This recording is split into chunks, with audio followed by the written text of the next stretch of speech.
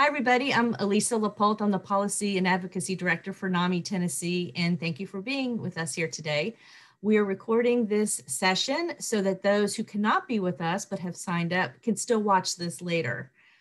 As I mentioned earlier, if you have not printed out our NAMI Advocacy Toolkit, there's still time to do that. We'll be working from some worksheets in that. And then also there were some worksheets on our website on namitn.org under Days on the Hill. We'll be working from those worksheets. If you don't have them, that's fine. I'll be I'll be giving you the questions, and so you can just answer them. And the idea is that we'll have these questions and your answers actually create the story that you'll tell legislators. So thank you so much for being here. The session is called Find Your Voice, Tell Your Story. So first of all, I wanted to talk a little bit about the Advocacy Toolkit.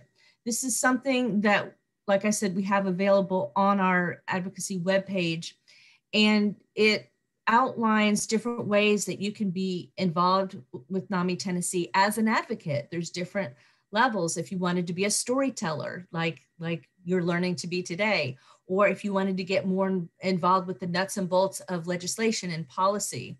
If you like reading and studying bills, then you can be a member of our Policy Advocacy Committee. And then if you wanted to be your affiliate's representative on the policy committee, you can do that too. So I encourage you to read our toolkit. It also has some tips on what to say, what not to say as an advocate. We got into that a little bit last week. That recording is available on our webpage as well, our Days on the Hill webpage. So what we'd like to do, first of all, is since we have a nice crowd here today, there's an opportunity for us to have a group discussion. And I would encourage you to be brave, be courageous, because telling your story around mental illness sometimes does involve courage, and courage to rise above your emotions, and courage to stand up in front of people and tell what you've been through. So for this first part of this training session, we'd like to talk about becoming a confident advocate.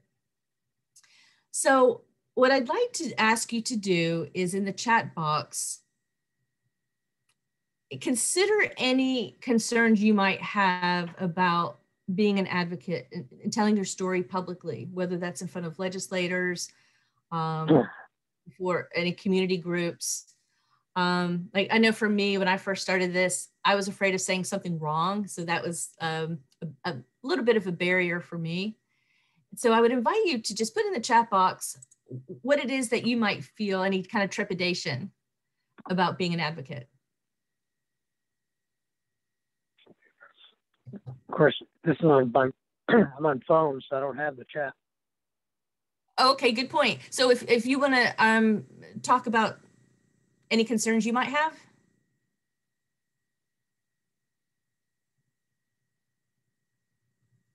For instance, when I do these trainings, what I often hear from people is that they're just afraid the legislators won't listen to them.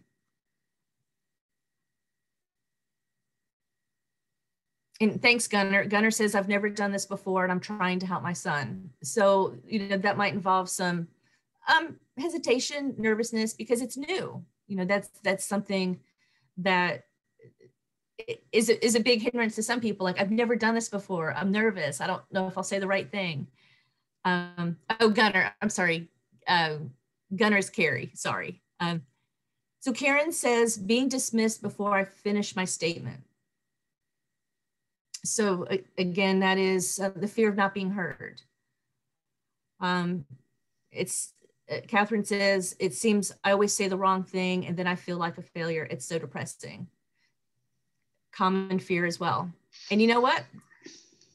Here's what I think about this. When we speak from the heart, it's hard to say the wrong thing. And even if we say something, we don't word it correctly, we can always go back and clarify. I've actually given legislators by mistake a wrong statistic. And what you always want to do is go back and say, hey, representative or senator, you know, I said this, but I wanted to follow up and clarify and give you the right information.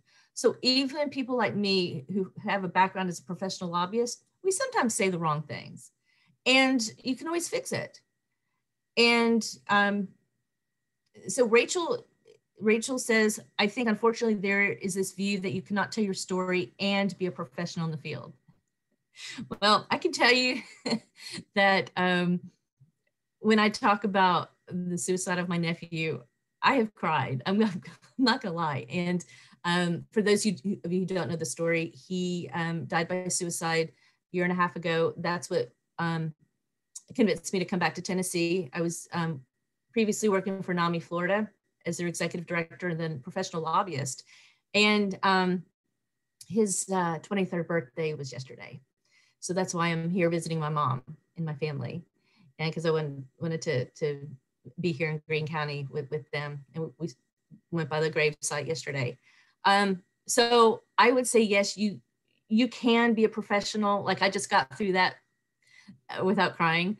And I think that you are more authentic when you speak from the heart. There is a fine line, and we'll get into this in the presentation, that you don't want to get too emotional. You want to make sure that you've got your emotions in check because you're able to deliver the message a little bit more effectively.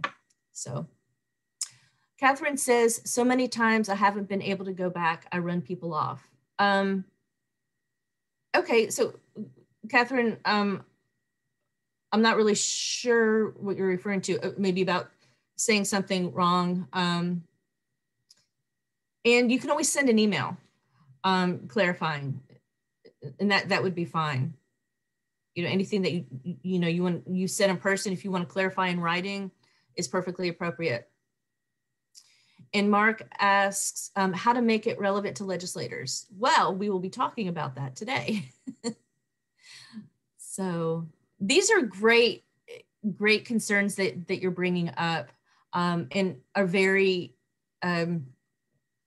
consistent with what I've seen in trainings as well.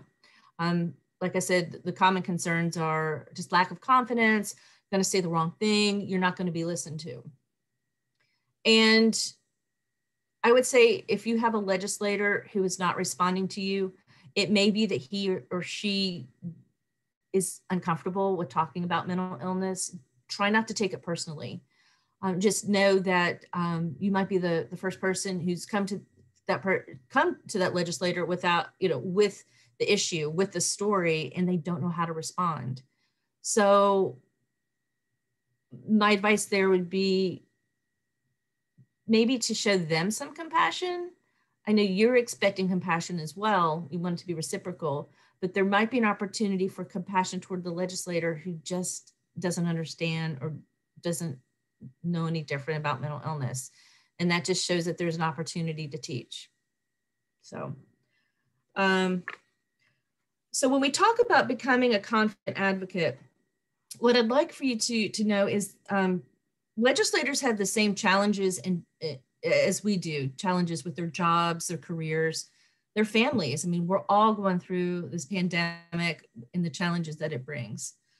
And honestly, legislators have mental health challenges too. They might not talk about it as openly as we do. I know privately when I meet with legislators, they will say confidentially, well, my grandmother was institutionalized, or my spouse has depression. But they're not comfortable saying it in public because we all know the stigma is there.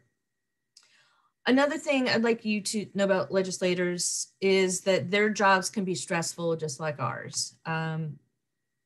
But what makes them different is their actions, both in their personal and private lives, are open to scrutiny by the public and by the media every day.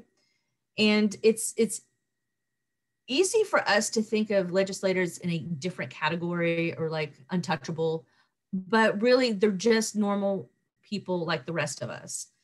And many of them really are public servants and consider themselves public servants and want to make a difference in their community. So when we go and tell our stories to legislators, I'm hoping that you'll view them a little bit differently. And the comments I'm making comes from 30 years of working with legislators, both as a newspaper reporter and as a professional lobbyist. And I can tell you there are good ones out there that want to make a difference. So when we start thinking of our elected officials as regular people, it does make it easier to engage with them and tell our stories.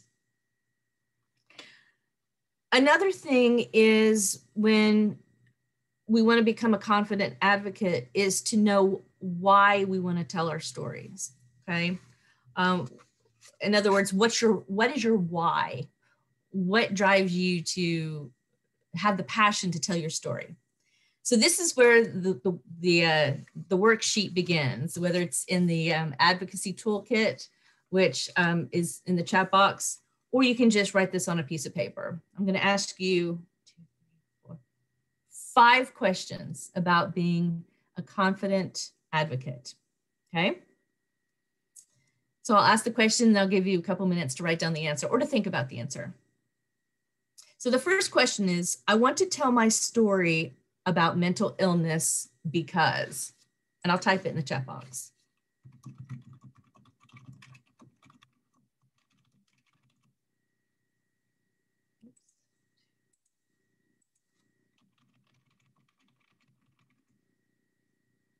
I want to tell my story about mental illness because.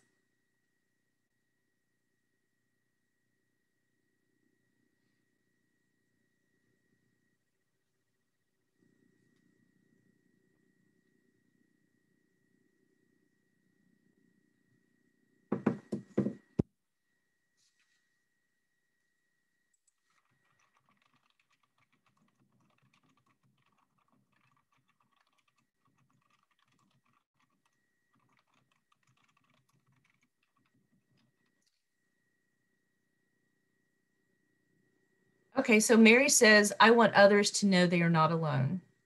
Okay. Yeah, if you feel comfortable writing your answer in the chat box, I think that'd be great.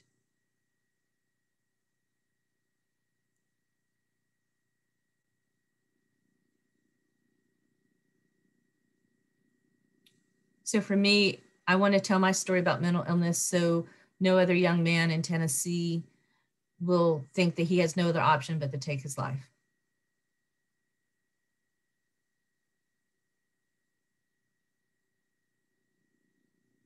To inspire hope. That's great.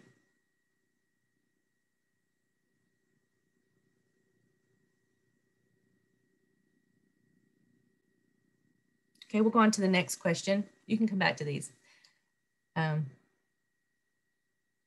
great answers. Because my family is not the only one struggling, I want others to know there's hope and recovery. These are all good. This is your why. This is what fuels you to do what you do, okay? Now, we sort of talked about this for the second question. The concerns I have about meeting and talking with legislators are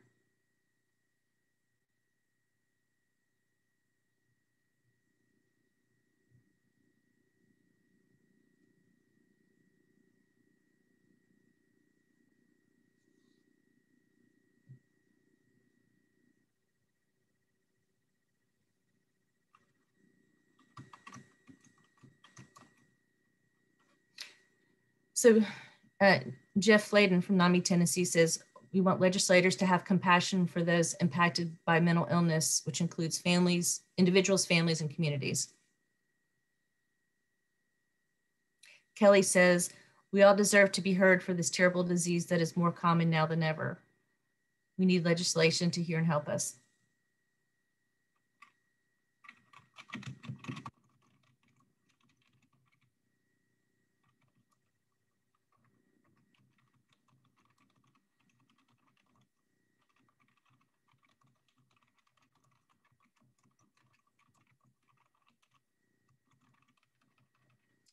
I'm going to ask you to shift your thinking a bit. So we've talked about why you want to tell your story. And we've addressed your concerns, saying something wrong, not being heard. Those are common blocks in our minds. Those are the blocks that we create. So the third question is, if I set aside these concerns, the following becomes possible when I meet a legislator. So Patty from our Williamson County affiliate says what she's concerned about with meeting a legislator is keeping my anger at bay, staying passionate without letting frustration come through. Yeah. In my case, I just cry. So that's why it's important to practice your speech before you go, and also understand if you feel like they're not listening, try not to take it personally. Okay. So Patty, in this situation, if you set aside those concerns, what becomes possible?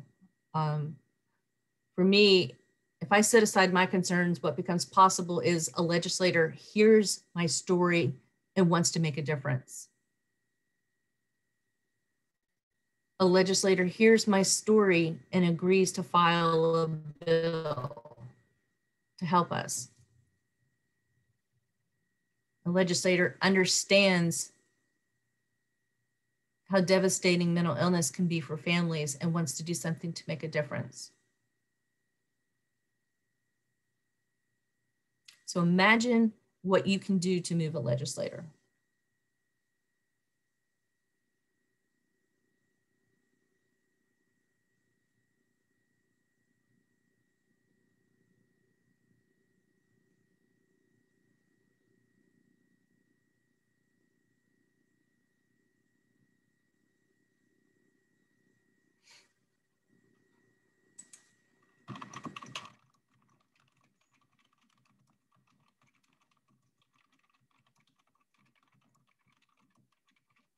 Okay, then the next question is, or statement, I know I can become a powerful advocate for mental health because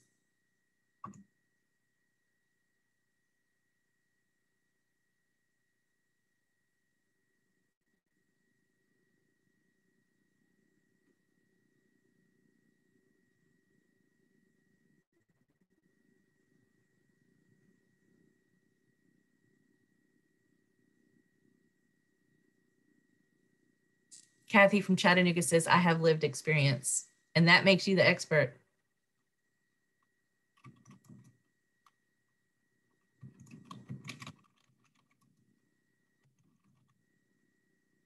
Our voices matter.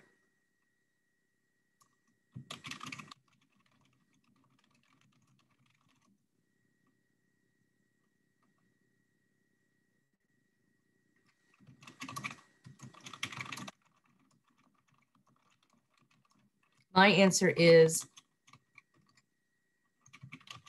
I have a great story to tell that can make a difference.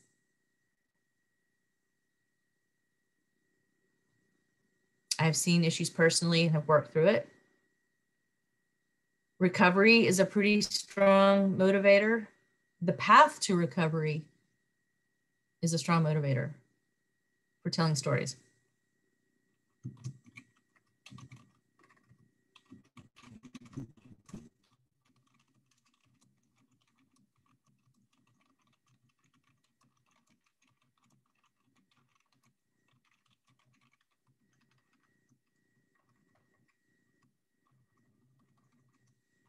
Okay, finally, the last question. When I tell my story to a legislator, the best outcome would be.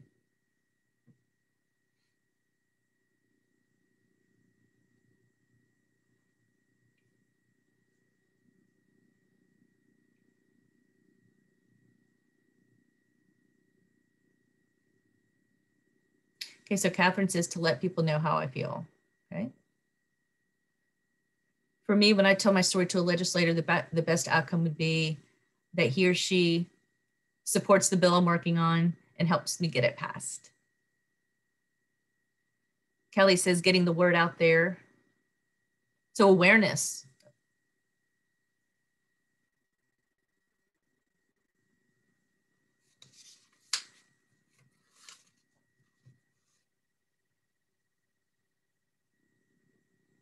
They gain some insight into the lives of those with mental health and understand the importance of their support. Yeah. To inspire. These are great. You guys are doing great. Support to bring awareness and support to the community. And Bob says, cultivating a new relationship. You will be surprised when you start sharing your story with legislators. You'll connect with them. There is one who actually helps us with a funding issue. And this legislator was telling me about her family's struggles with mental illness with one of their family members. And it's just very difficult. Because as you know, it's hard to distinguish the behavior from the person, the disease from the behavior. And that's something that she's been working through with this family member. So another positive outcome would be commitment to addressing the real scope of the problem. Okay. So these were all great answers. And what I'm hoping to accomplish with that series of questions is identifying what blocks you may have, but seeing the potential when you move past those obstacles of the change that you can make and the power that you have with your story. Okay. So when you are nervous about your story and telling it, I would encourage you to go back to this worksheet and look through what your answers are and see the positive outcomes, the benefits, the positivity that can be created once you get past those obstacles. So yeah, this is great. You guys did a really good job. So now we're going to start getting into the storytelling part. And I'd like you to think about an issue that you feel very strongly about. It could be just mental health in general and the need for people to get support and services. Another issue could be health insurance, whether that's TennCare, private insurance, just access to health insurance coverage for mental health treatment. Another issue could be funding for crisis intervention team programs and trainings, teaching officers how to respond to a person in crisis, how to fund a program that gets the community involved, the stakeholders, the mental health providers, the law enforcement, and responding to these individuals. Or it could be what we're working on this week, the teacher discipline bill, which allows teachers to remove a student from the classroom if he or she is being disruptive and could actually lead to expulsion. The teacher could call in law enforcement if necessary and use physical force against the student. So we have been working hard on that bill. And I just briefly went over these issues. You don't need to know the specifics at this point. I would just like for you to think about a subject that you feel really strongly about that you can build your story around, okay?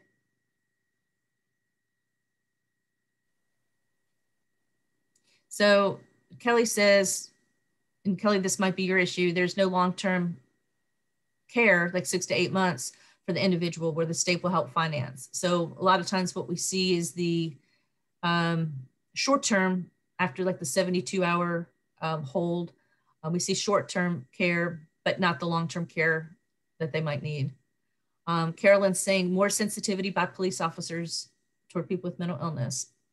So think about your issue. I'll give you a minute. For most of us, it's probably foremost on our mind. And again, if you don't feel strongly about any of the issues I mentioned, you just might want to tell your story around mental health in particular and support for it.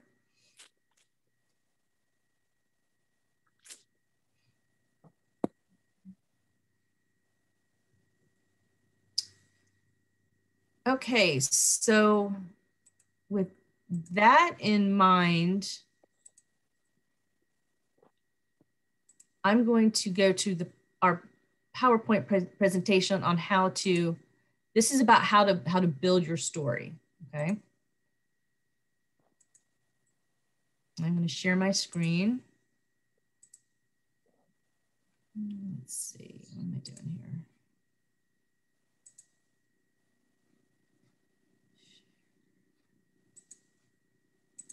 here? Okay, here we go.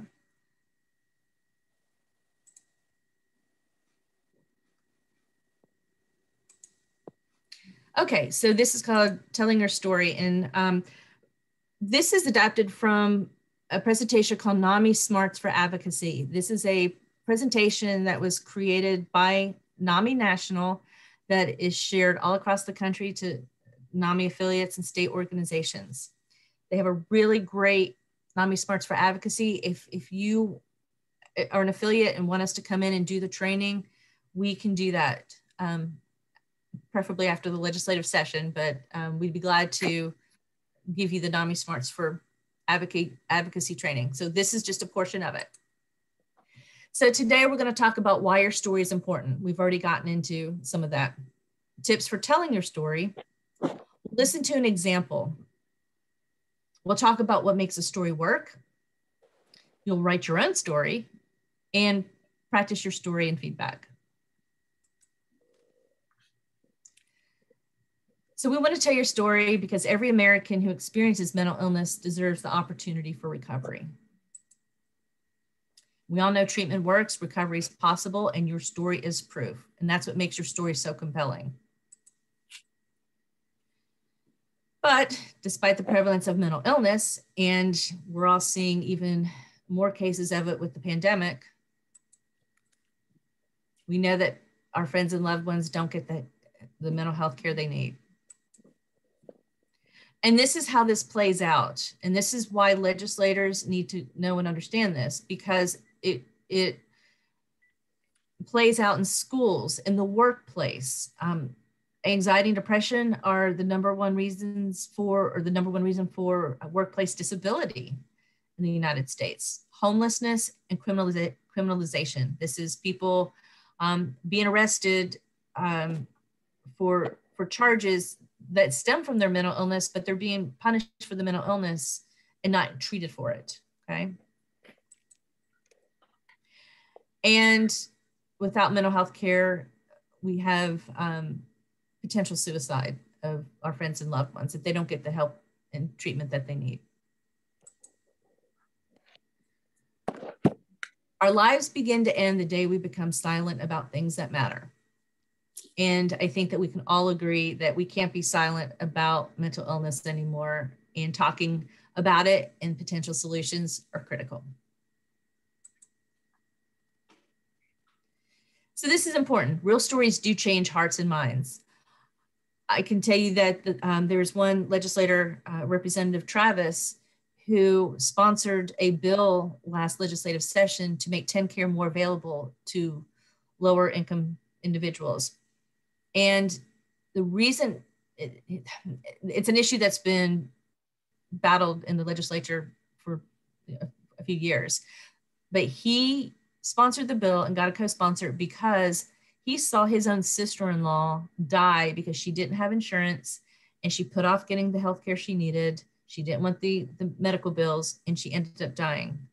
And I don't remember the details of what the illness was, but that was a perfect example that touched his heart and mind and was devastating to his family, and he filed the bill.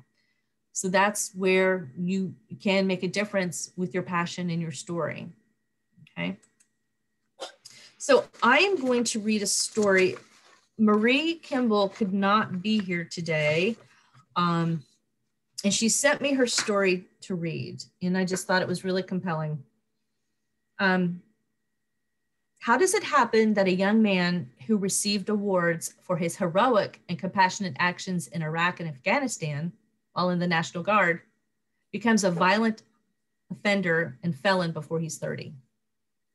The reason is the dangerously dysfunctional system that requires someone to be in imminent danger to himself or others before requiring short-term psychiatric hospitalization. My son developed PTSD after Afghanistan and received enough psychiatric treatment from the VA to live a quiet, though secluded life. After the sudden death of his sister from heart condition, he sought more intensive help from the VA. Instead of improving, he had a psychotic break and became delusional and paranoid, convinced that everyone he knew was involved in a secret therapy. When he finally became so overwhelmed with anxiety that he couldn't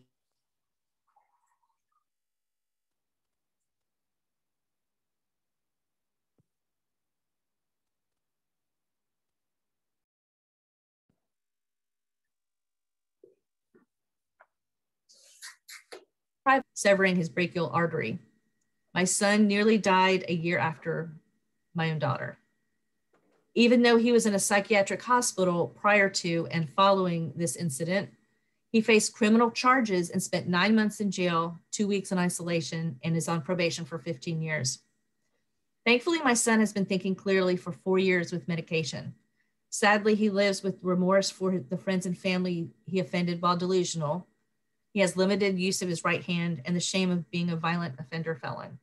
Unfortunately, I learned that this situation was not unique. Problems with the system have been known for years and nobody has bothered to fix it. With this serious mental illness, families and communities continue to suffer.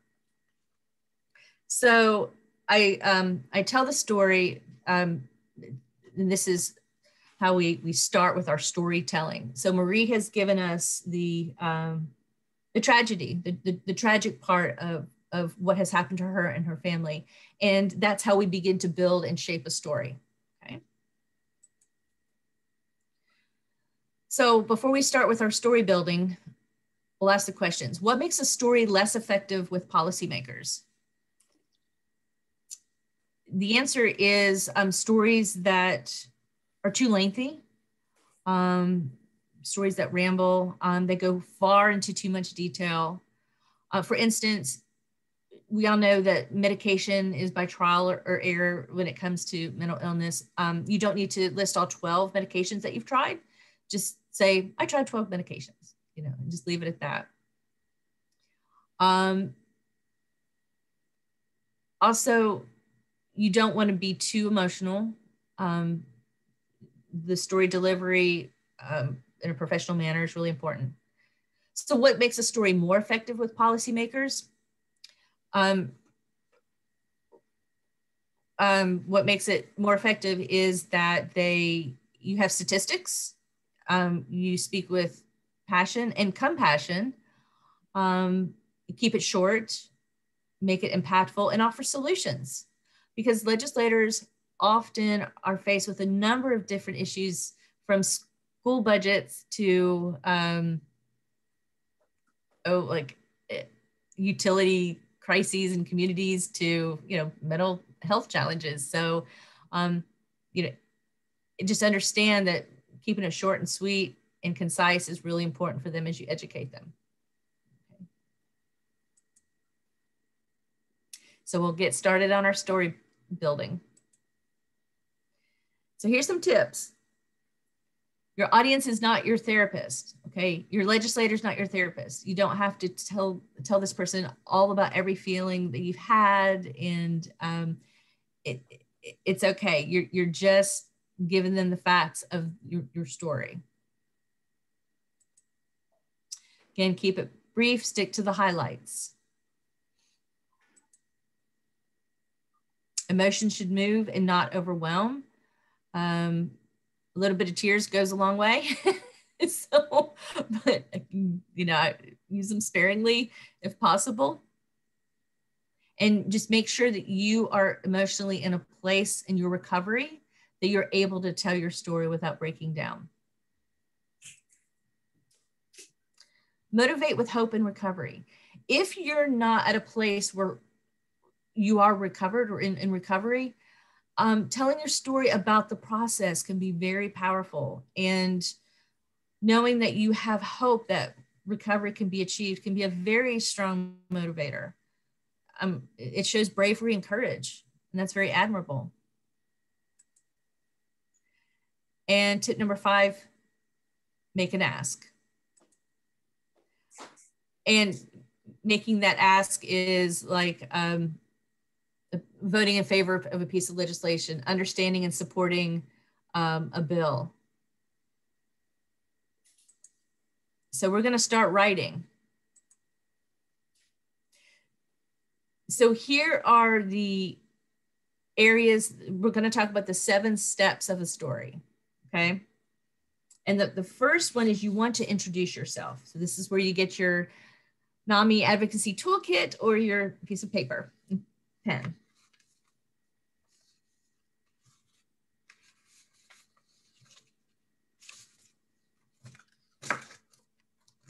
I'll give you a second to get ready.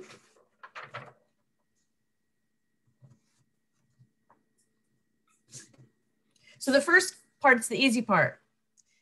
You give your name and your city, include the organization. I'm Elisa Lapolt. I'm a member of the NAMI Greene County Steering Committee. I'm also the Policy and Advocacy Director for NAMI Tennessee. NAMI is the nation's largest grassroots mental health organization.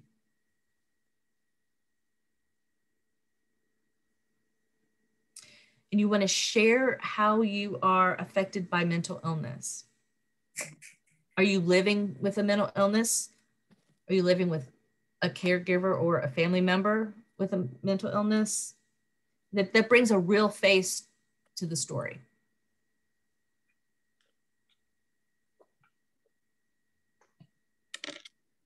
And finally, you want to state your issue and your position. I'm here today to talk about the Teacher Discipline Act because I'm very opposed to this.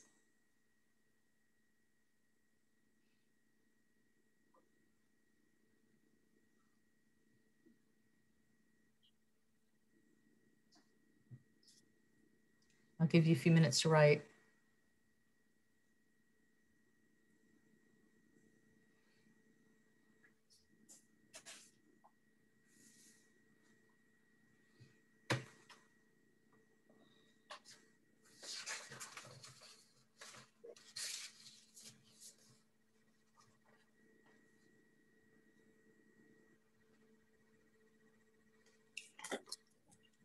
Okay, then the next question is what happened?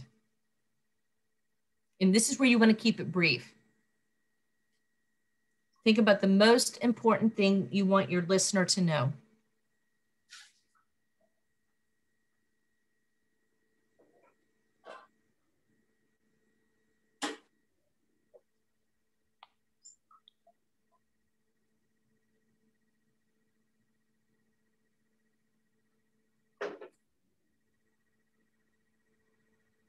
It can be that maybe you were put in an institution.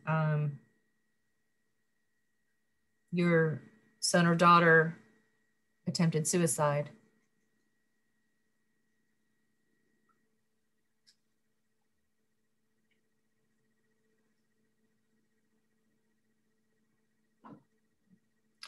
Now, this is the next question is what helped? And this is where you want to change the tone of the conversation and not dwell so much on, I mean, let's face it, the things that have happened to us, we all have gut-wrenching stories that have happened to us.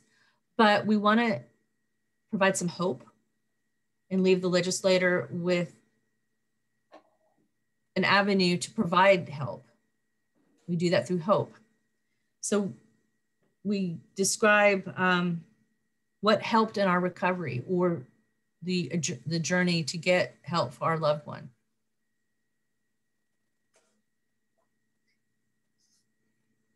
It might be that there might not be a happy ending, but there are some stories along the way that did help. For instance, with my nephew, although he did die by suicide, he was able to get a lot of help in the school system, through his school, through his elementary teachers. They recognized the signs and symptoms. And he was able to see a therapist for many years. And I don't know how many other schools provide that opportunity for students.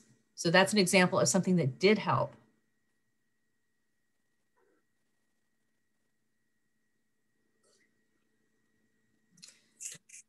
The next question is, how are you different today? So you can share what's going on in your life now,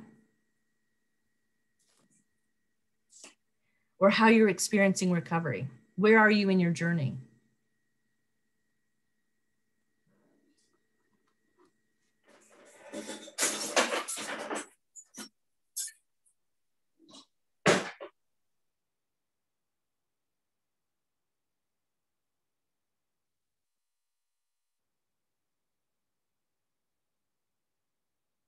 So at this part, this is where your personal story ends, and you want to end it as much as you can on a high note, on a positive note, because you want to inspire the legislator.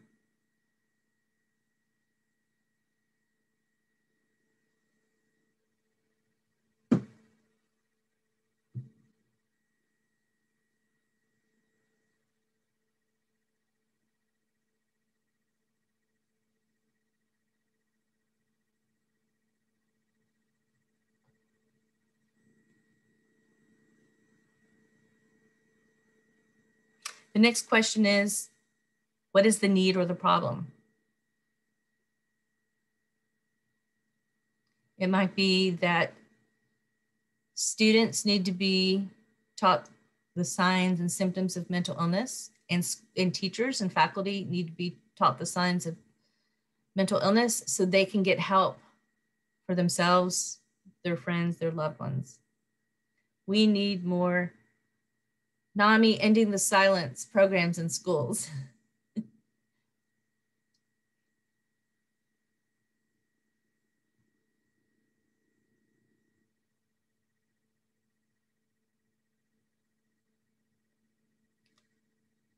So you're going to talk about what will help and let the listener know what will address the need or the problem.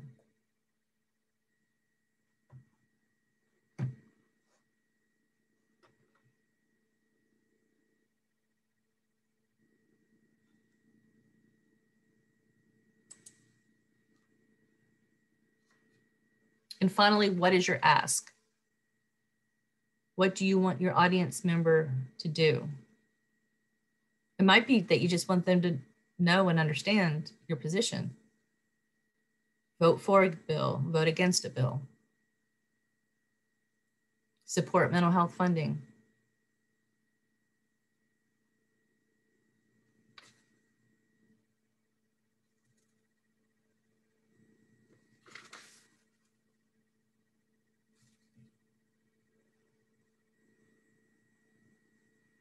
If you have any bill numbers, this is a good place to insert them. And then you want to thank your legislator and offer yourself as a resource in the future if he or she has any questions about how mental health policies play out in schools, the workplace, wherever, wherever you're the expert.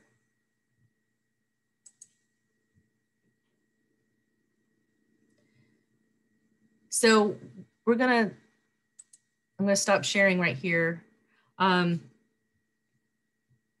I'm going to call on a person to share a story.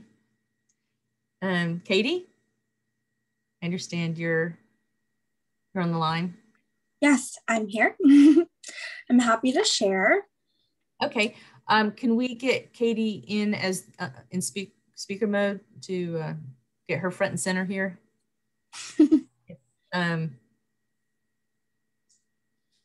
Let's see. Let me see where you are. Katie. Oh, there you are. Are you on? Can you enable your camera? Oh, there you are. Yeah, my camera is enabled, I believe. Okay, there you are. Okay, so go ahead. If you can share your story, we'd appreciate it. Absolutely. My name is Caitlin Jones. I live just outside of Nashville, and I am a member of NAMI, Tennessee, part of America's largest grassroots mental health organization, the National Alliance on Mental Illness. I'm here today to advocate for increased access to affordable behavioral health care. I'd like to begin by telling you a little bit about my experience with mental illness. When I was 17 years old, I began to experience severe mental health issues that led me to my first hospitalization in a psychiatric facility. 3 years later, I was diagnosed with bipolar disorder. In the following 5 years, I was hospitalized twice more. My symptoms were so severe that at times I had trouble caring for myself. In between hospitalizations, I participated in individual and group therapy, and I was able to see a psychiatrist regularly to manage my medications. After my third hospitalization and many medication adjustments, my moods finally began to stabilize. This process was costly and required me to visit my psychiatrist's office often. It took a long time and a lot of behavioral health care to become as stable as I am today, and I'm so thankful for the care I received. It has allowed me to not only live with bipolar disorder, but to thrive despite it. I am now happily married, in college working on my bachelor's degree in social work, and an advocacy intern at NAMI, Tennessee. Many people living with mental illness are not as fortunate as I have been. For instance, some people do not have the same access to health insurance that I have always had. Others lack the monetary resources to seek treatment. Even with insurance, behavioral health care can be very costly. I firmly believe that if I had not had access to the level of care that I received, I wouldn't be here today. I can't help but wonder how many people like me are out in the world struggling to make sense of their symptoms, but unable to access the care that they desperately need. By expanding access to affordable behavioral health care, we can better ensure that these people do not go without care. I ask that you consider the mental health of low-income and uninsured individuals and support policies that will not only help them to survive, but to live fulfilling lives despite their illnesses. That's great. That's great. Thank you, Katie. So let's give some reaction to Katie here. I give you a heart. I don't know if you can see it. Yes. So just so you all know, if you didn't pick that up from her story presentation, she is my advocacy intern. So we're very lucky to have her. And she does have a great story to tell because she's come a long way. So her journey makes her the expert.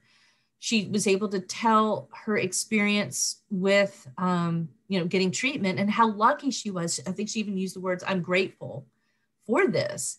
And she's able to say what helped, the treatment, the medication, and so forth, and how others can benefit. So I don't know if you can see it, but you're getting a lot of congratulations and way to goes here in the chat box. Thank you. So yeah, so thank you. So that's the kind of story that you can tell when you follow the 7 steps here. So we've got great story. That's awesome. Great job. Spectacular success story. Love it. Brief, to the point. Well said. So that is what makes an effective and impactful story. Okay.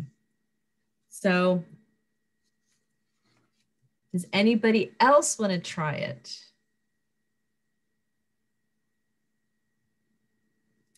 I'm going to finish up the PowerPoint real quick. I'm going to go back to the share screen again. So we have her first, the story, and compared that with the 7 checklist. She introduced herself.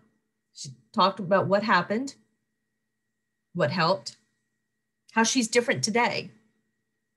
She's going to school to get her BSW. What's the need? Access to healthcare. What will help others? And she asked for the legislator to support that. So what was effective? As many of you said, brief, to the point. She made the ask. She talked about her experience. And then this is where we'll have you write your stories. So just so you know, this story doesn't have to be shared just with legislators. It can be used in your community. say if your city commission, your county commission is looking at ways to maybe improve the mental health of the community, you could use your story and take it to your county commissioner and say, here's what my experience was, and here's why I think that we should have, mental health screenings in schools, or, whatever it is that you want to advocate for. You can use this in a number of different ways, okay?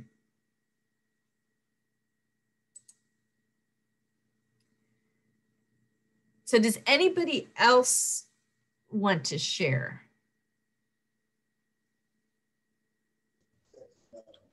I will. Okay, great. Thanks, Michael. My name is Michael Smith. I was born and raised here in Chattanooga. The first time I experienced mental illness, my mom noticed the symptoms. I was having trouble in school because I've been getting into a lot of fights at school, and it cost me a chance to graduate from high school. After that, next thing, she passed away because her passing had the greatest effect on me, because I reached the breaking point. I was about to take my own life, but my caseworkers stopped me before I carried that death sentence on myself out. But she managed to get me help in time and get me on the right medicine before they can let me out back in the real world. I had my first apartment. I was real happy when I got my first apartment. Then I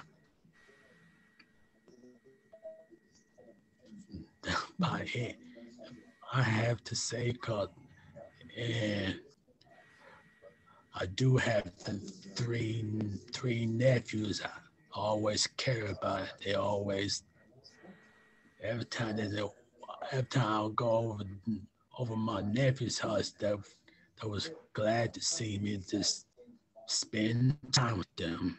That's all I do. You're doing great. You're doing great. So it sounds like what helped is that you were able to get housing. Oh, yeah. Yeah. And I got housing through the AIM Center. Great. And we've got some people here from the AIM Center today. That's great. And so what is the need or the problem that you saw that needs to be changed?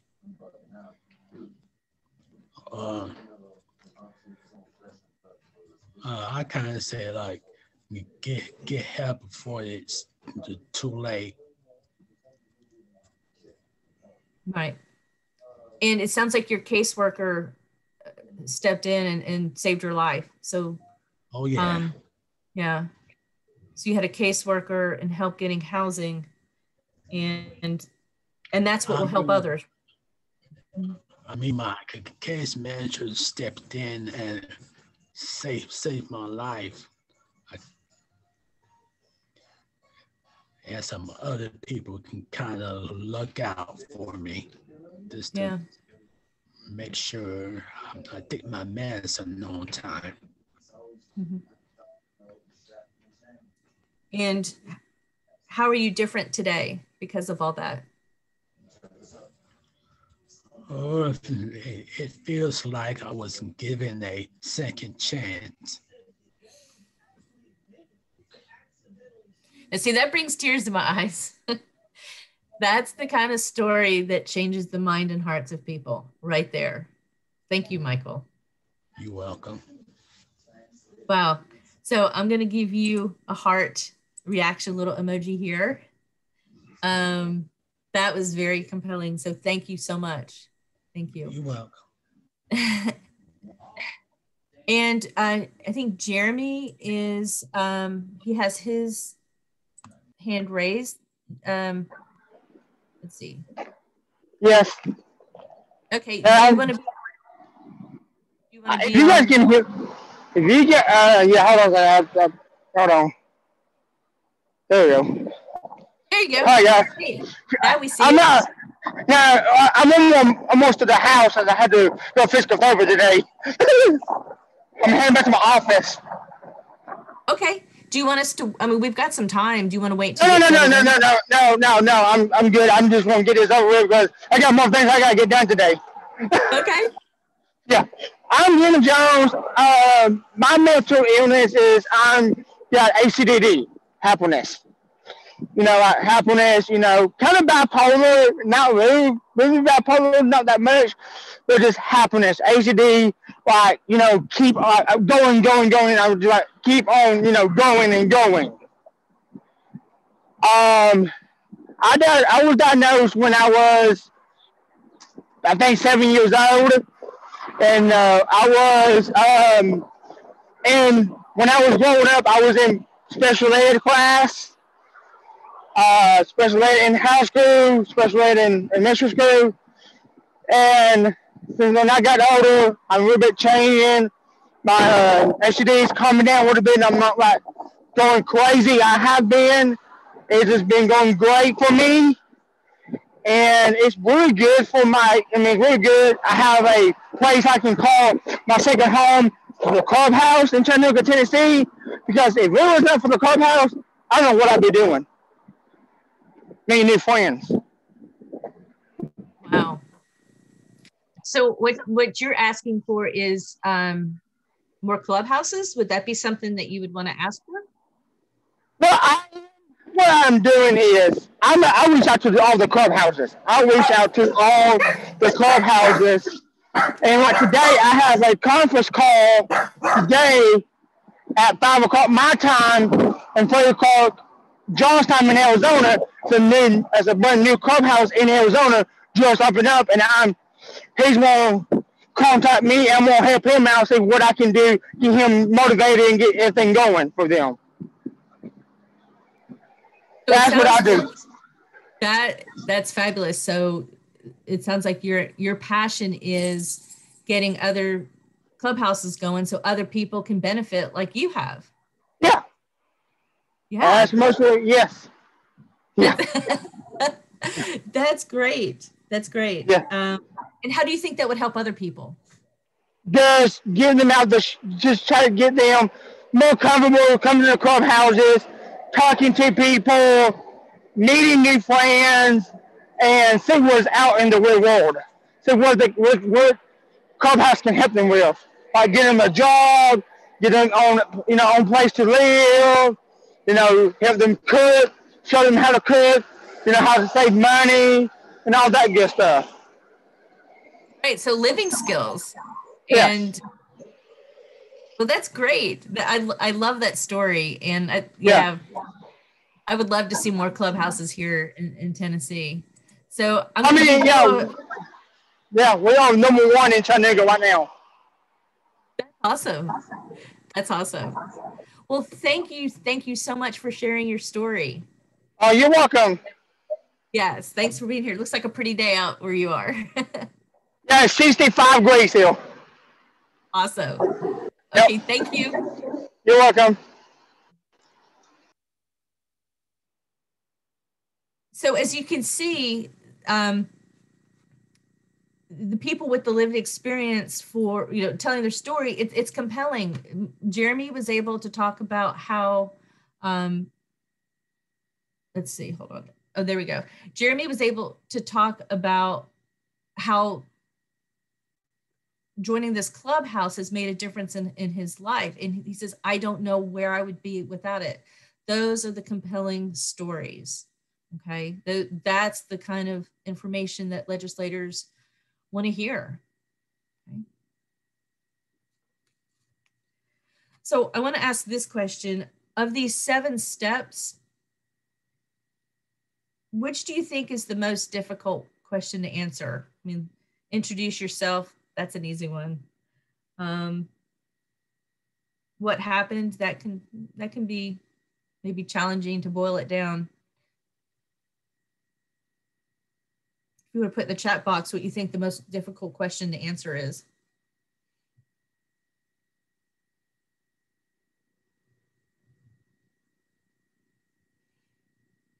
Okay, so Patty says what happened. That's the most challenging one. So you could conceivably have a story that lasts 15 years. How do you boil down a 15-year journey into 2 or 3 sentences?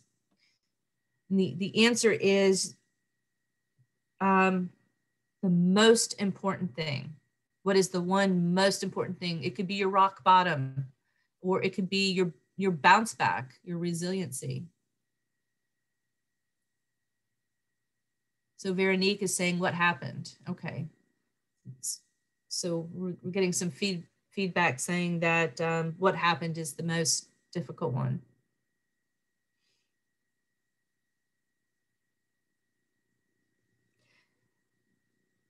So some help there might be, you know, like I said, like what, maybe a before and after, like when I was in high school, I was a volleyball player, straight A, and then I went to college and had a psychotic break and dropped out of school and was hallucinating. So the before and after, that can be a couple sentences, and just keep it brief. So Mark is saying your ask, that knowing what to ask for. And it's easy if you have a particular bill, then you can just say, please vote for or vote against Senate bill such and such. Okay, that's easy. Sometimes your ask can be, I just want you to be aware of how important mental health treatment is, so that when you vote on these issues, you understand. My ask is that you understand and consider my perspective. That sometimes it's that simple.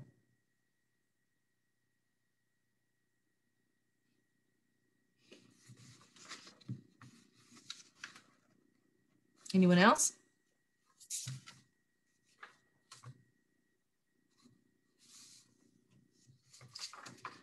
Okay, I'm going to read a sample family member story. Okay, this is one of the ones that NAMI provides from a family member. We had the opportunity to hear from some individuals, and now we'll hear a family member. So this is, hi, we're going to make her from Memphis. Hi, I'm Jenny Jones from Memphis. I'm a member of NAMI Memphis, part of America's largest grassroots mental health organization, the National Alliance on Mental Illness. I'm also the proud mother of a 23-year-old son who lives with bipolar disorder. I'd like to share my story and ask for your support of mental health services. So see, the ask is help for mental health services. Here's what happened. When my son was still a toddler, I had a thought that no mother should have. I wondered if my beautiful boy would be in juvenile detention on his 16th birthday. He just did not respond the way other children did to requests, to routines, to daily life and love. As he grew, he never knew what would be broken, who might be hurt, or when it would happen. So here's what she says, what helped. In the 5th grade, my son's teacher said, Jenny, honey, I've taught hundreds and hundreds of kids. I know when a boy is misbehaving, and I know when something's wrong. And something is wrong. You just keep looking for help. And when Andy was finally diagnosed with bipolar disorder, our lives changed. With treatment, he started smiling, enjoying school, and making friends. How she's different today. On his 16th birthday, Andy wasn't in juvenile detention. He was creating art. Today, he's enjoying life, working hard, and making me proud. My son is proof that treatment works, but not everyone gets the help they need. Okay? A strong mental health system will help children and adults get the right care at the right time. And here's her ask. Thank you for meeting with me and listening to my story. Can I count on you to protect mental health services and give families the hope of recovery? That's it. You don't have to be an expert on legislation. Can I count on you to give families the hope of recovery? So we have another volunteer, Carolyn. So if we could highlight Carolyn, she's listed under Carolyn's iPad.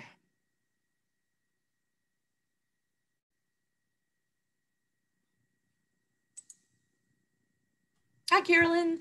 Where are you from? Hold on just a minute, please. Okay.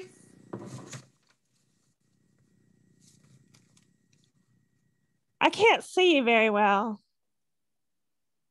It's okay. We can hear you. Okay. That's what's important. But we can see you and we can hear you. Okay. I'd like to introduce myself. My name is Carolyn Hart Chandler. I'm originally from Tallahassee, Florida. I've been a member of the AIM Center for about maybe 7 years. I'm a success story, a huge success story. At this point in time, well, I'll tell you what happened first, briefly, like you said. Okay, I was sexually abused by my father all throughout my childhood, physically, mentally, spiritually, emotionally. I was in a near fatal car accident, which left me, left my hip and my knees in bad shape. And so I had surgery right after that, like very serious surgery right after that. I was in and out of group homes and mental hospitals in my young adulthood for about 30 years. And I found that what helped was that I finally got some serious help when I moved here to Chattanooga, Tennessee. I got some serious, the most outstanding help I have ever received in my entire life. I could not have done it without my humongously, if that's the word, my very, very caring psychiatrist and nurse practitioner. I have the best psychiatrist in the state of Tennessee. I believe I have the best therapist in the state of Tennessee. Let's see, I'm looking at my notes here. Let's see what helped. So that helped. So I introduced myself. I told you what happened. What helped? Okay, what helped? I told you about my psychiatrist and my therapist and my family. My mother and my sister have been extremely supportive and everything like that. It's kind of the struggle between my mom and I and my sister. We're all three on medication for depression, and I keep telling my mother that so it'll kind of help a little bit. My mother and I have had to have some serious therapy, and we're still struggling, but we manage to get along as well as we can. But we've had some serious therapy, and she's seeking therapy. Now I'm a success story because I was told that I had diabetes, and that scared me half to death. So I entered myself into the mental hospital, and they taught me how to eat. And so with the encouragement of my psychiatrist and my therapist, I lost 100 pounds. I no more have a fatty liver. I got my diabetes from the 300s to the early 90s, late 80s. I was able to get off my cholesterol medication because I brought my cholesterol numbers from the 300s to the 70s. So I got rid of diabetes, fatty liver, and off cholesterol medicine, which cleared me for hip replacement surgery. And I just had, so within the past couple of years, I had both my knees partially replaced and my left hip replaced within the past couple of years or few years. So mentally and emotionally and spiritually and physically, I've had some pretty huge challenges, but I'm a huge success because I used to lay in bed pretty much 24/7. I'd take Tylenol to try to get sleepy so I could go back to bed. And I had to live with my whole family for years, all throughout my childhood, and I still managed to have. Oh, I'm taking too long. This is taking too long. Well, let me. Can I interject real quick here? Sure. Okay, so first of all, congratulations on all your accomplishments. This is great. What is the need or the problem that you would want the person to know? Oh, okay. Okay, the need or the problem, I would say, let me think just a second here. I'm sorry. The need or the problem would be, like we've had at the AIM Center, we've had problems like getting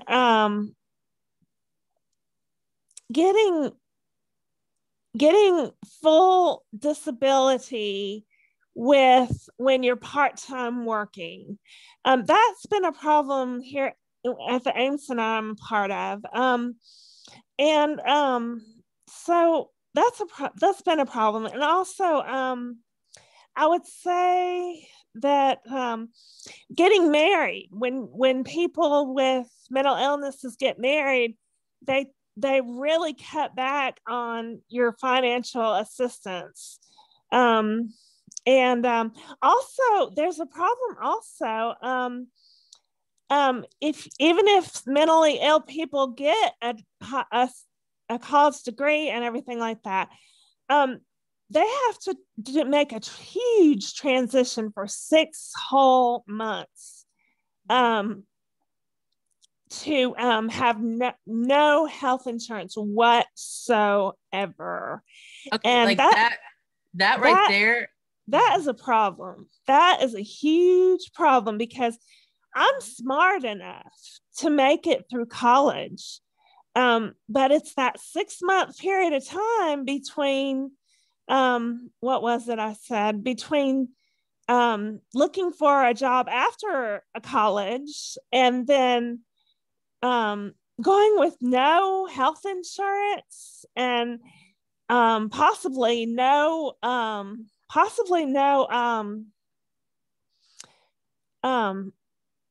let's see, health insurance and possibly no disability because they see you have been more active.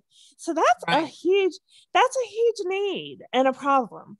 So here's where you would want to focus on one problem. And here's what I like about your story is that you were able to tell how successful you were with the mental health treatment with your great psychiatrist, and you were able to tell how successful you were with losing weight because you got the mental health help and the physical health help. And like you said, mental, spiritual, physical. And so you just explained how important it is that people have access to healthcare. Yes, ma'am. I think that's it. And way to go. Do you want to finish? I don't want to cut you off. Oh, well, I don't want to take too long.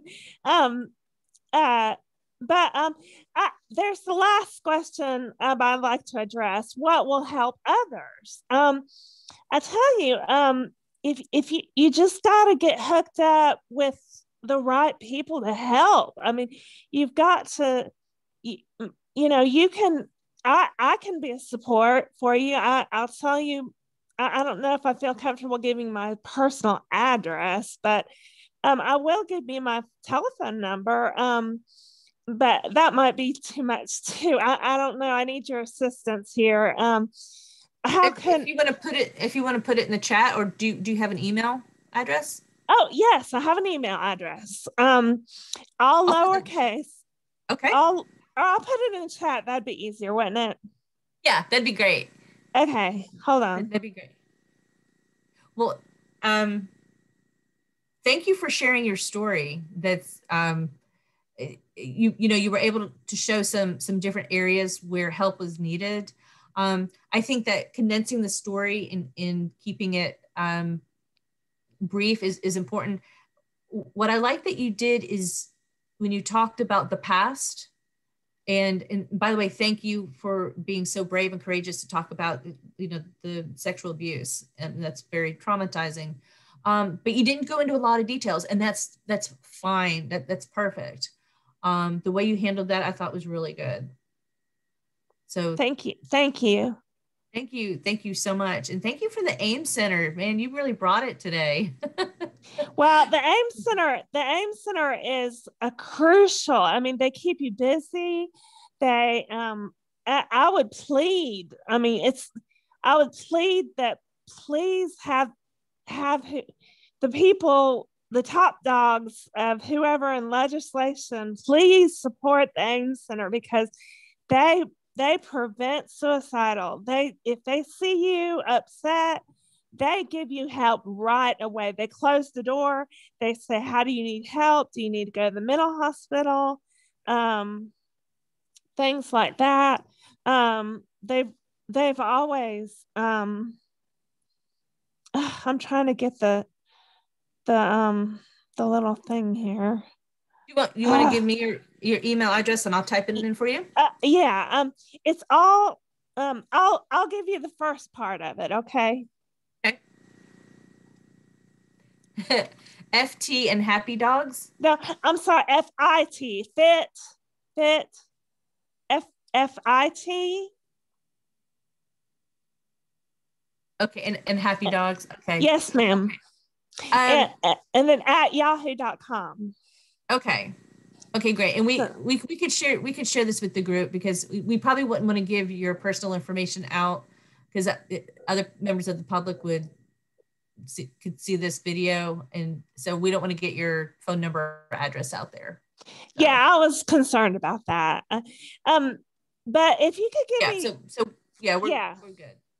So yeah, I would really be willing to help others as much as I can. I'm still not completely. I'm getting there, but you know what? It's a lifelong journey. You never really can say, I've reached my goal, because I mean, you can, but you always want to improve yourself. And that's one thing that I'd like to help others with. If they can just keep having goals that will keep them alive, keep having goals to strive for, keep going to your psychiatrist, take your medicine, and don't give up.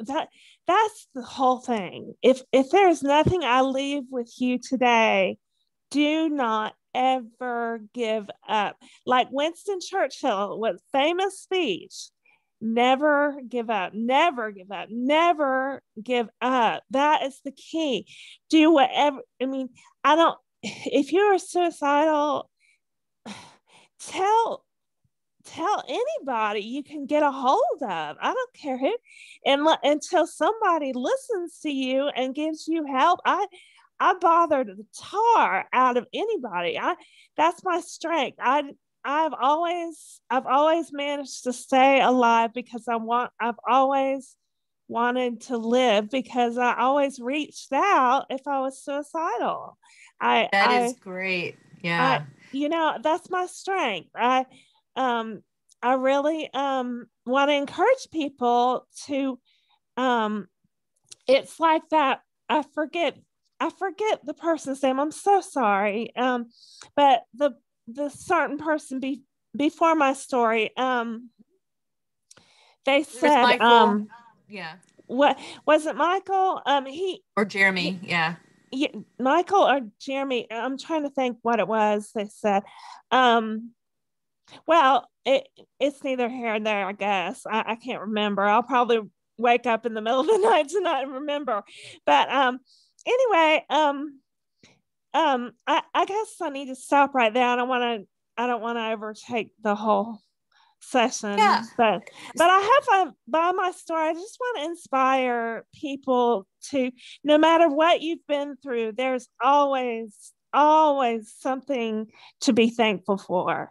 That don't ever let anyone dull your sparkle. Always love each other. Don't, build each other up, whatever it takes to keep the mental health system going, to love others, work through your problems, realize that it takes, you go from, yeah, you're fine. You go through what it is. The whole thing about mental illness is you go from victim to survivor to thriver. And Carolyn, can I interrupt you there? Yeah. So what you're doing here is you are inspiring hope. So you're leaving the legislator with the idea that recovery is possible, and that's really important. So yeah, there's always hope. I don't care who you are, where you're from, who your family is. God loves everyone. God is not a respecter of persons. God is really the reason I'm better. If it weren't awesome. if it weren't for God, even though I was spiritually abused, I had some very, very positive spiritual help. And without God, nothing is possible. But you know what? With God, all things are possible. And that is a great way to end the story. That's awesome. We're going to have to move on. Okay. So Carolyn, thank you so much for sharing. Yeah, so if any of you want to email me your story, at some point we can have another follow-up call in a month or so. The legislative session is going to continue on probably through May. So if you're interested in another practice session, put it in the chat box. I'd like to gauge your interest in that, because we can continue practicing with each other. So we have a poll that we'd like to share with you. Now, those of you who are on the phone will not be able to answer, but we'd like to see what you've gotten from this session. So if you could, let's see if we can get the poll up here. And this gives us a way to fine tune maybe for next year, make some changes to the presentation. We'll get the poll up shortly. While we're waiting for the poll, I wanted to see if Jeff Fladen, if you're available, because we heard some powerful stories today, and at NAMI Tennessee, we're always looking for presenters, not just in advocacy, but to go out into the community, to go into schools. And Jeff, do you want to talk a little bit about our program? Sure. First of all, thank you all for your hard work on sharing stories. It can be a challenging thing to do, but it can be impactful and powerful as well. We have a program called In Our Own Voice, which Elisa is referring to, where two people go together, they're trained, and they speak in front of other groups about their journey from living with a mental illness toward recovery. And we've made a new hire for the program, and we're going to be trying to bring that back and recruiting people that could train mostly online. And then there's some practice sessions. And it used to be training in person. Some of it could be virtual now. And it's really an opportunity to share hope and that people can recover and increase mental health awareness and reduce stigma. And some people may have had schizophrenia and hospitalizations, and other people may have had depression and suicidal thoughts and went to treatment. So different people wherever they are. for that. So we have that program. There's also Ending the Silence, which takes a young adult, which would be 18 to 35, and shares their story with the lead presenter in high schools. The best way to know about these training opportunities if you get the NAMI Tennessee NAMI at Home e-news, or you look on our Facebook page. So the e-news comes out usually once a week. It's called NAMI at Home. You can sign up for it right on our webpage, namitn.org. So those are two things that are coming up. And sharing stories makes a difference, is very powerful. And I just thank Elisa and everybody for their time and attention today. Great. And Jeff, do you also want to talk about, so here's our poll.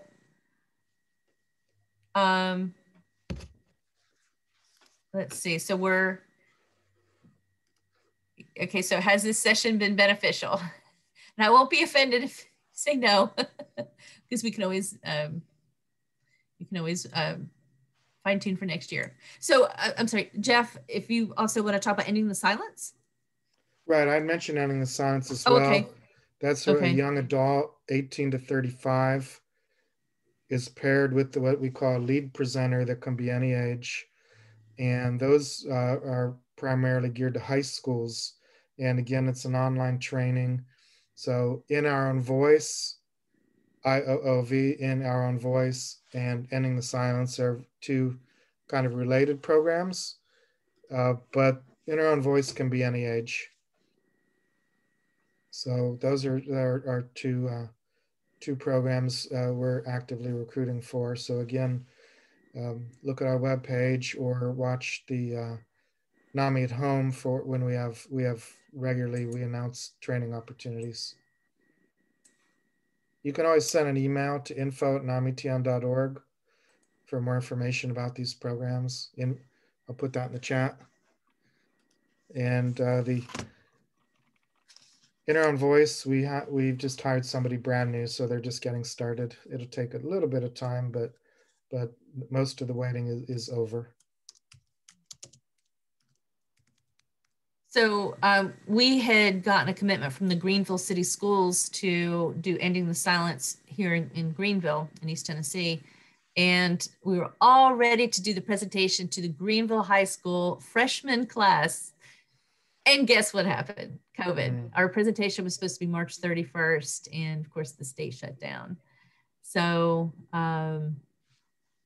yeah, but this is a good time to be talking with your school officials. Like if you do want to consider having an Ending the Silence program, of course you would first want to clear it through our office, talk with our Ending the Silence coordinator. Her name's Rachel.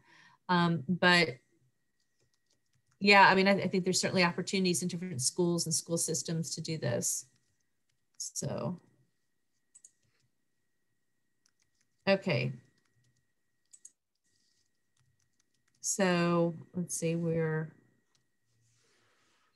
going to the next polling question.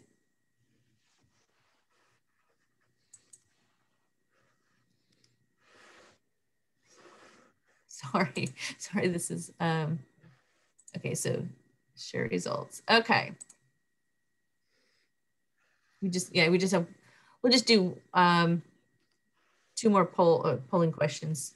You guys can just hang with us for a second.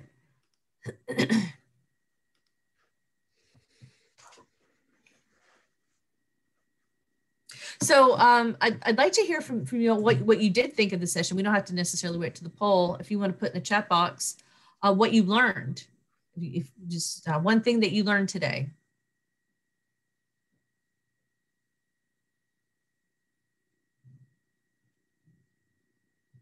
I learned that you all are really good at telling your stories in a succinct way, and you were able to tell the stories with passion without getting overly emotional. So that was really good.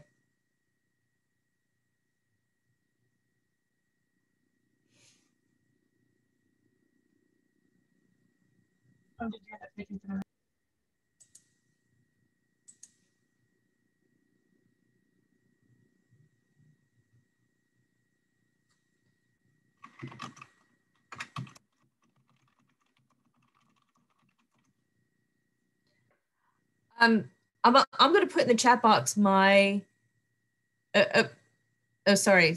So I'm going to pause for a second. So Freeman, the second poll question should be in your email. All right, so Elizabeth says the toolkit was valuable and helped with telling stories to bring about changes. Great. Okay, so the toolkit's something new that I put together. I got a bunch of different parts and pieces and put it into a toolkit that I hope was valuable. Well, I'm paid to tell my stories, you know, and I love doing that. I love telling my recovery story, but to be able to integrate that into bringing about change, and I've often found, you know, amongst peer recovery support specialists that we don't get to be at the big table, as I've heard a lot of people put it. So it's nice to have some examples of how to do that and do it in such a way that you can influence people on a higher level. Yeah, that's great. That's great. And you were talking about having a seat at the table. You know, it's my job and our lobbyist job to have the information about what the bills do, like what's already in law, what's not, what the law will do. That's our technical experience, and where we need you is your real life experience. Okay, and that's what brings you to the table. So, do you have any questions for me?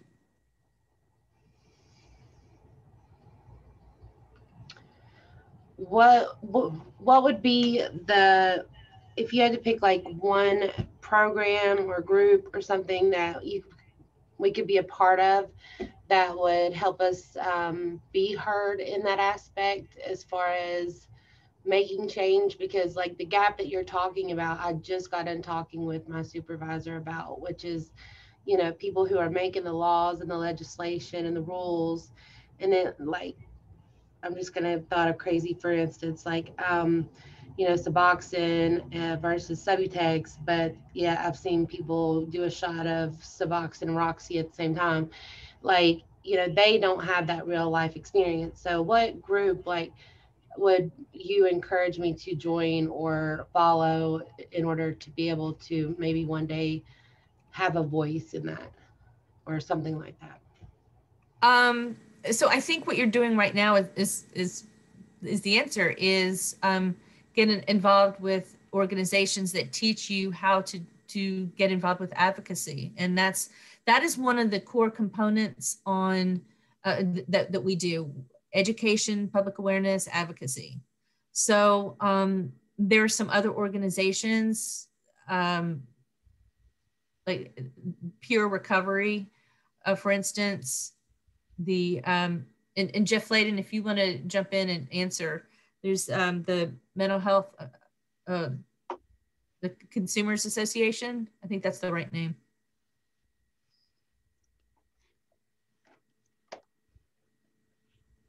But yeah, so any organization that can teach you how to be an advocate, I think would be very advantageous. Yeah. So would you be interested in attending more trainings like this in the future? Yes, absolutely.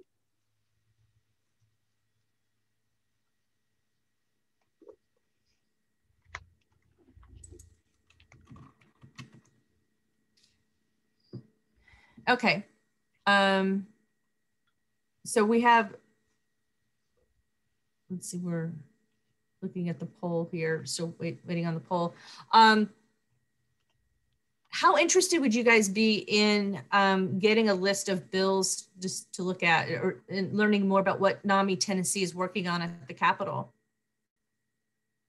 If you want to put that in the chat box, if you'd be interested in that. And the reason I'm asking is I'm trying to figure out for you the best way to keep you engaged through the next few weeks.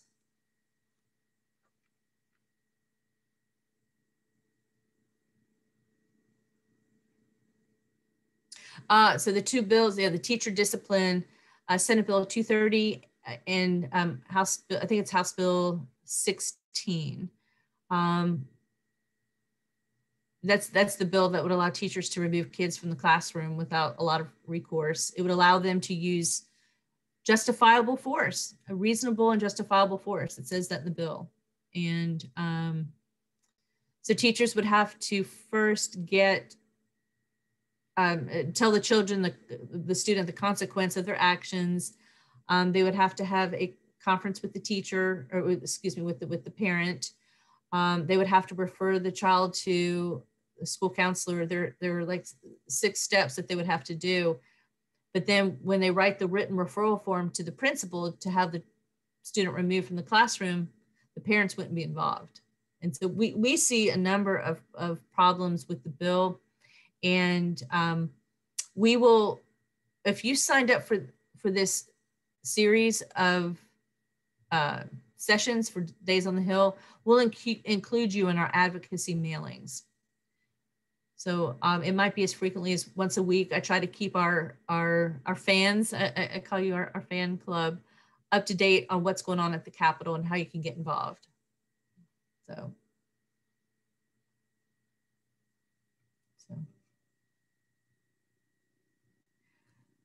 Okay, well, if you don't have any questions, I don't think our poll is going to work. So sorry about that.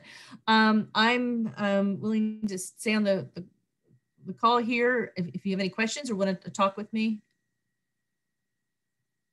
I want to thank you again for participating in the session today.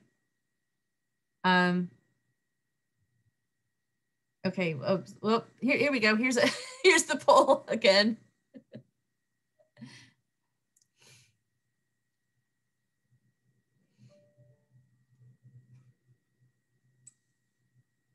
So I can, while we're looking at the poll, I can tell you a little bit more about the teacher discipline bill. It was supposed to be heard in the Senate Education Committee tomorrow. And we had several people call the senator's office, the bill sponsor's office. We had several people call committee members, and the Senate sponsor has postponed the bill until next week. So I have asked for a meeting with the senator. Now in the House, the bill is going to be heard tomorrow at 4:30 Central Time in the Senate Education Administration Committee. And I have talked to Representative Sapicki and expressed our concerns. And he is, he's heard our concerns, does not agree with them. And as I mentioned earlier, you just have to educate where you can. And we're hoping that he will be willing to change the bill as it moves forward in different committees. So we still have some time. You know, it's not a straight up or down vote today or next week. You know, it goes through committees and then it goes to the floor. And then, so we're hoping to make some changes with the bill along the way. Okay. Okay, I'm going to end the polling. Freeman, if we could just end the polling because I don't think it's working. And I see it. You've got, I feel more confident about telling my story. And 44% said strongly, 33 agree, and 22 are neutral. No zeros or, zero. Oh, I see. Okay. Okay. Oh, okay. Feel more confident. Okay, I'm going to relaunch this one. I'm sorry, I cut that one short. I thought that was a continuation of the same question earlier.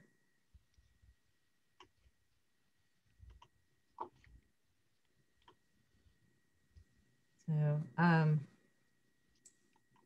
and are there any other bills that you want to know about? Because I can use this time to update you on any other bills that we're working on. We do have a legislative request, and we're hoping to get $200,000. I know that's a lot of money for the Crisis Intervention Team training program. And that is the program I mentioned earlier that teaches law enforcement officers how to respond to a person in a mental health crisis. That's awesome. And the bigger program would pull together law enforcement, mental health providers, community members to talk about how to get help to people when 911's called. So the police show up, sheriff's deputies show up. What do? Ideally, ideally they would take the individual to a walk-in center instead of jail. Okay, so we want help, not handcuffs. So we want to be able to teach more law enforcement officers how to do that in collaboration with their community. So if anybody's interested in helping us tell that story, I would love to hear from you. Maybe you were arrested, or maybe you encountered a law enforcement officer that got you through your crisis without arresting you. Those are the kind of stories that we would like to hear to help us get money to train these officers. So if any of you have any stories about that, let me know.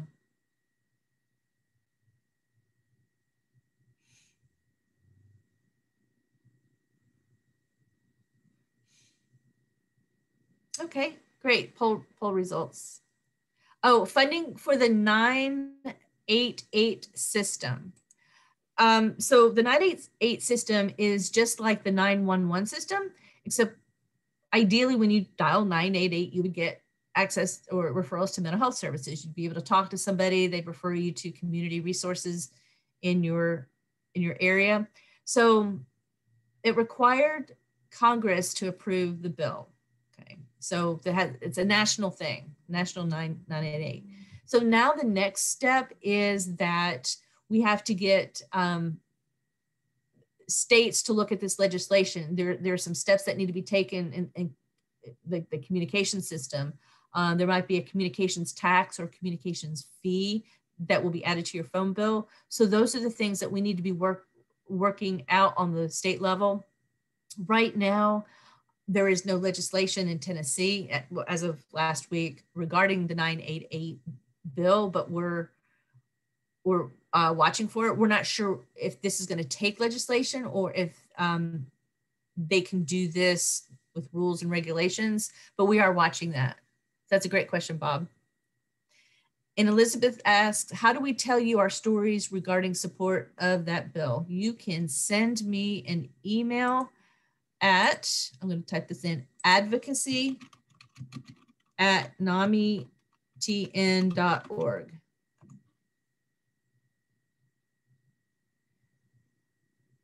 And when you tell me those stories, what I would do is when we get ready to meet with a legislator, and just keep in mind we're meeting by Zoom like we are now, it's possible that I might include you and have you talk to the legislator, and I would help you before that. We would go through your story like we did today. It'd be one-on-one with me, and that's how you would participate. Or if you don't want to speak in person, you can write out your story. Use those 7 steps that I told you about, and that's your story. You can write it out and send it to me or send it to the legislator directly. So we can coordinate.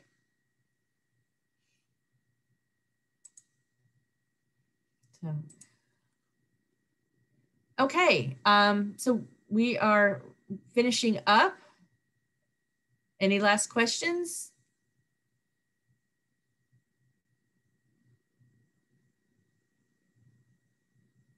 Well, thank you so much for participating. I gave this 2 hours today. I wasn't sure how long it was going to last. I wanted to give people the opportunity to share their stories.